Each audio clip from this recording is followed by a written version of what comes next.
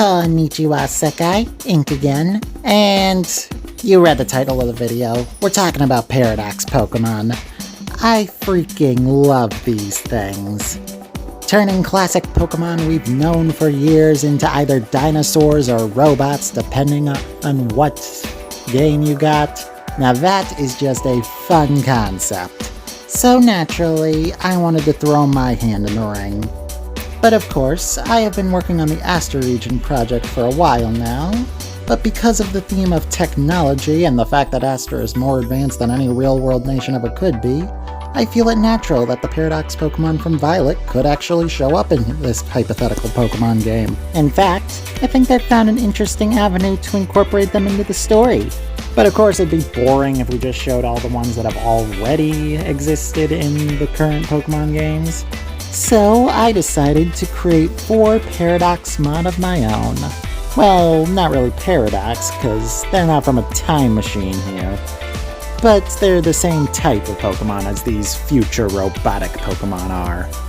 Without further ado, let's get into them. Starting us off, a rendition of one of my favorite Pokemon, Asterian Sneasel, or Iron Sickle. I tried to incorporate a sort of weapon into each of my Paradoxmon here. The obvious one for this is the sickle, of course, as it's part of Sneasel's base inspiration, the Kamatachi. Asterian Sneasel is an ice and digital type, as that was a type combination I couldn't really think of for my new type. Though if it were to appear in the main game without the digital type, I'd think maybe Ice Steel could work. That's kind of the thing for all my Paradoxmon. Since I have a type for man-made Pokemon, I figured they should have it. With one distinct exception, but we'll get to that in a bit.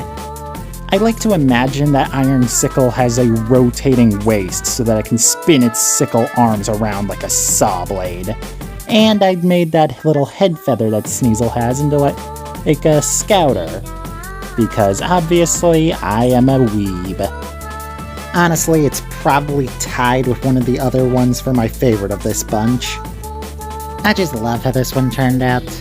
Anyway, moving on, we have Asterian Lucario, or Iron Aura.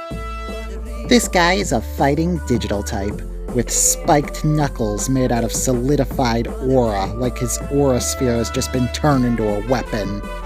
It also invokes Mega Lucario with its prehensile dreadlocks, each of which spike to also act as a weapon on their own.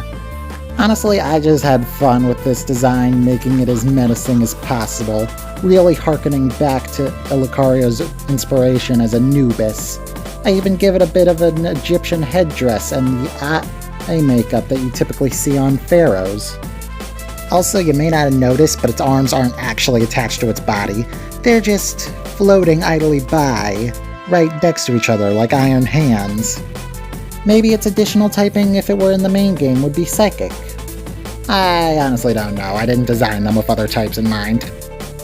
But moving on from one cool boy to the next, here we have Asterian Garchomp, or Iron Mach. Or as I like to affectionately nickname it, Mega Garchomp stealing Mega Salamance's thing. Now, think about me and Garchomp. I have never liked that Garchomp can fly. Nothing about its body shape reads flight-worthy to me.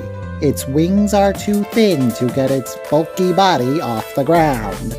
So, with Iron Mach here, I decided to rectify that by giving it a secondary mode similar to Miraidon. Just like our favorite Robo-Lizard, its limbs fold into each other to form a more aerodynamic shape, along with its laser saw blades and the fact that now it's got actual engines keeping it afloat. In case it's not clear, the weapon inspiration for this one is a ballistic missile, as it will ram into you at Mach speed, and if you're not lucky, cut you on its laser wings.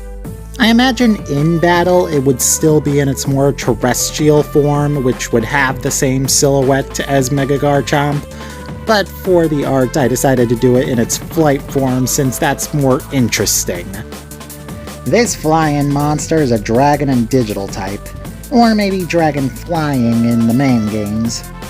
Either way, it is a beast that will hit you hard and fast.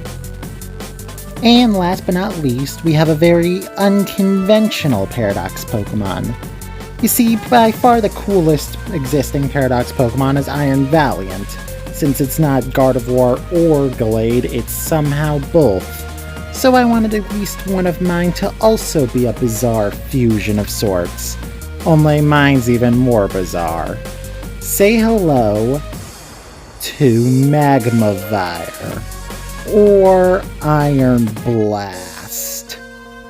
A fire-electric type fusion between the rivals Magmortar and Electivire. Electivire's cables can plug into the Magmortar cannons, electrifying the Fireball Blast, creating an even more devastating attack. This, of course, is its signature move, Volt Blast, which is a devastating fire and electric type move. These two just made sense to fuse together since their rivals have been around since Gen 1, at least in one iteration or another, and are both based on Oni, at least partially. I got the idea from someone's bizarre iteration of fusing Sir Viper and Zangoose, and I figured this mechanical platypus yeti is just the ultimate crazy idea for this. And of course, the red and yellow detailing does make for a pretty menacing design. If I have one complaint for the future Paradox forms, I just wish more of them had dared to be this stupid. And that's all she wrote. Sorry this video is a bit shorter than they typically are. I'm reworking some things behind the scenes. Regardless though, I will try and get out the videos for the Pokemon designs that I already have finished, and I hope to deliver some equally cool ones in the future. But to make sure that happens, make sure to like and subscribe so I can get more videos out.